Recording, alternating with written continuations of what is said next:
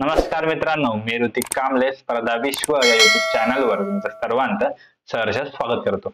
मित्रांनो, आज आपण बघा अन्न, नागरी पुरवठा व ग्राहक संरक्षण विभाग यामध्ये जी पुरवठा निरीक्षक आणि उच्च स्तर लिपिक ही जी दोन या पदांची जी भरती होणार आहे याबद्दल सविस्तर माहिती बघणार आहोत. यामध्ये जे महत्त्वाचे पॉइंट्स आहेत ते आपण या व्हिडिओमध्ये बघणार आहोत. तर व्हिडिओ शेवटपर्यंत बघा आणि आपल्या चॅनलवर नवीन असाल तर अशा गव्हर्नमेंट रिलेटेड भरती अपडेट आणि फ्री व्हिडिओ लेक्चरसाठी आपल्या चॅनलला सबस्क्राईब करायला विसरू नका. ठीक आहे, चला तर मित्रांनो आपण व्हिडिओला सुरुवात करूया. मित्रांनो, आपण बघा अन्न, नागरी पुरवठा व ग्राहक संरक्षण विभाग यामध्ये जी भरती निघाली याबद्दलची माहिती बघणार आहोत. आता यामध्ये बघा गट क सवंगामधून एकूण बघा 345 पदे इथे भरली जाणार आहेत. यामध्ये बघा पुरवठा निरीक्षक आणि जे दुसरे आहेत उच्च स्तर लिपिक ही दोन पदे ही सर्व असणार आहेत. दोन पदांची मिळून बघा टोटल 345 पदे इथे भरली जाणार आहेत. आता ही एक्झाम कोण बघा IBPS ही एक्झाम घेणार आहे. IBPS मार्फत ही एक्झाम होणार आहे. यामध्ये कोणती तर बघा अन्न, नागरी पुरवठा व ग्राहक संरक्षण विभाग गट क सवंग सरळ सेवा भरती 2023 कोण घेणार आहे तर बघा IBPS ही घेणार आहे. हे लक्षात ठेवा, कारण तुम्हाला IBPS पॅटर्न नुसार अभ्यास करावा लागेल. आता यामध्ये आपण डिटेल मध्ये बघूया की पुरवठा निरीक्षक गट क आणि उच्च स्तर लिपिक गट क यामध्ये यांना वेतन श्रेणी किती आहे, विभाग कार्यालय कुठे असणार आहे आणि एकूण पदे किती आहेत.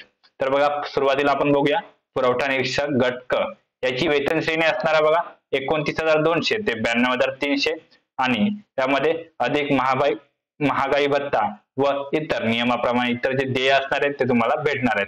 बघा बेसिक म्हणजे बघा 29,200 ते 92,300 प्लस अधिक महागाई भत्ता व इतर जे नियमाप्रमाणे देय असणार आहेत ते तुम्हाला भेटणार आहेत. ठीक आहे, आता यामध्ये कोणत्या विभागामध्ये जागा आहे तिथे कोकणमध्ये पुणे, नाशिक, छत्रपती संभाजीनगर, अमरावती, नागपूर या विभागा म्हणजे या कार्यालयांमध्ये तिथे जागा आहेत. आता एकूण पदे किती आहेत तर बघा कोकण विभागामध्ये एकूण 47 पदे आहेत, पुणे मध्ये बघा 82 पदे, नाशिक मध्ये 49, छत्रपती संभाजीनगर मध्ये सर्वात जास्त 88 आहेत, तसेच बघा अमरावतीमध्ये 35 आणि नागपूरमध्ये एकूण 23. ठीक आहे, ही सर्व पदे टोटल बघा पुरवठा निरीक्षक गट क यासाठी आहेत. आता उरलेला जे दुसरं आहे पद ते म्हणजे बघा उच्च स्तर लिपिक गट क याचा वेतनमान किती असणार आहे तर 25,500 ते 81,100 आणि अधिक महागाई भत्ता व नियमाप्रमाणे जे इतर जे भत्ते आहेत ते तुम्हाला भेटणार आहेत.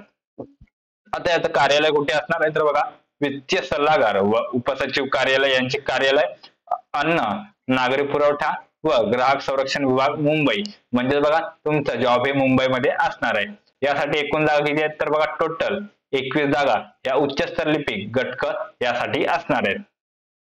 आता यामध्ये बघा तुम्हाला ऑनलाईन पद्धतीने अर्ज करायचा आहे ते तुम्ही जाऊन बघा IBPSonline.IBPS.in या वेबसाईट वर जाऊन सुद्धा भरू शकता. तसेच या व्हिडिओच्या डिस्क्रिप्शन बॉक्स मध्ये सुद्धा आपण अर्जाची ऑनलाईन लिंक ही दिलेली आहे, तिथून सुद्धा तुम्ही ऑनलाईन ऍप्लिकेशन फॉर्म भरू शकता.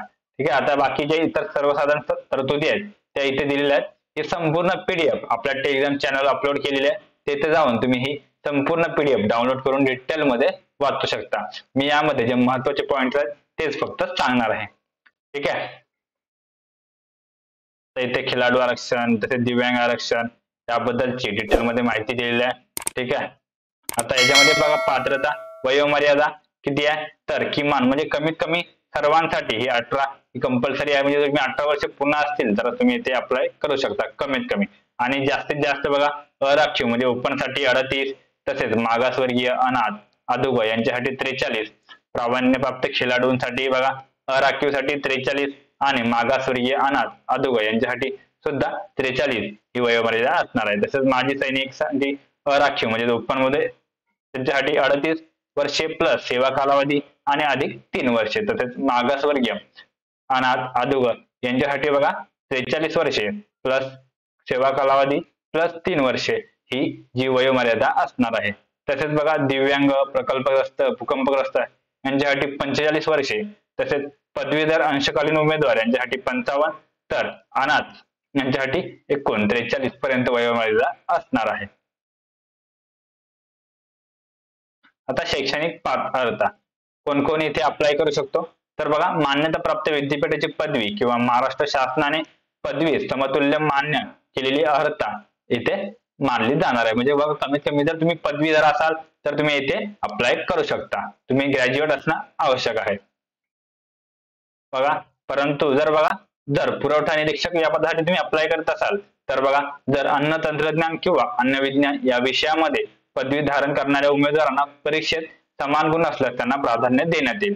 इथे प्राधान्यक्रम जर दोघांना सेम असेल, मार्क्स पडले असतील, तर ज्याने अन्न तंत्रज्ञान किंवा अन्न विज्ञान या विषयामध्ये पदवी धारण केली असेल त्याला प्राधान्य इथे देण्यात येणार आहे.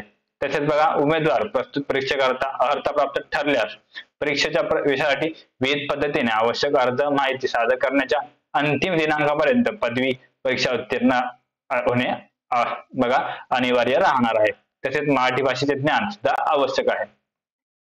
अर्थगणनाचा दिनांक कधीपासून आहे? तर बघा, प्रस्तुत परीक्षेकरता अर्ज स्वीकारण्यासाठी विविध अंतिम दिनांकापर्यंत किंवा त्यापूर्वी विविध शैक्षणिक अर्ज दान केले असणे आवश्यक आहे. म्हणजे जे फॉर्मचा शेवटची दिनांक आहे त्या दिवसापर्यंत जी अर्थगणनाचा दिनांक म्हणजे आहे त्या दिवसापर्यंत तुमचे ही शैक्षणिक अर्हता विधान म्हणजे पूर्ण केलेले असणे आवश्यक आहे.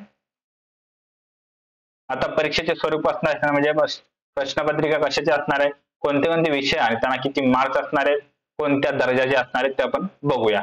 तर बघा, यामध्ये मराठी आहे ते 12वीच्या दर्जाचे असणार आहे.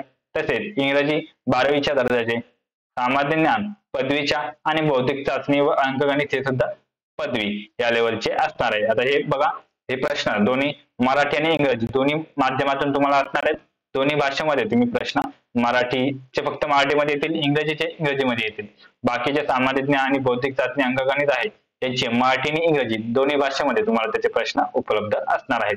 तर प्रश्न संख्या किती बघा, मराठीसाठी 25 प्रश्न, इंग्रजीसाठी 25 प्रश्न, सामान्य ज्ञान यासाठी 25 आणि बौद्धिक चाचणी अंकगणित यासाठी सुद्धा 25. टोटल मिळून बघा 100 प्रश्न असणार आहेत आणि 200 गुणांचा इथे पेपर तुमचा होणार आहे. म्हणजे एका प्रश्नाला 2 गुण असणार आहेत. त्यासाठी तुम्हाला कालावधी किती जाईल तर 2 तास असणार आहे आणि वस्तुनिष्ठ बहुपर्यायी म्हणजे बघा MCQ टाईप मध्ये प्रश्न तुम्हाला असणार आहेत. एक पर्याय दिला जाईल आणि 4 ऑप्शन, त्यामध्ये तुम्हाला योग्य उत्तर हे निवडायचं असेल.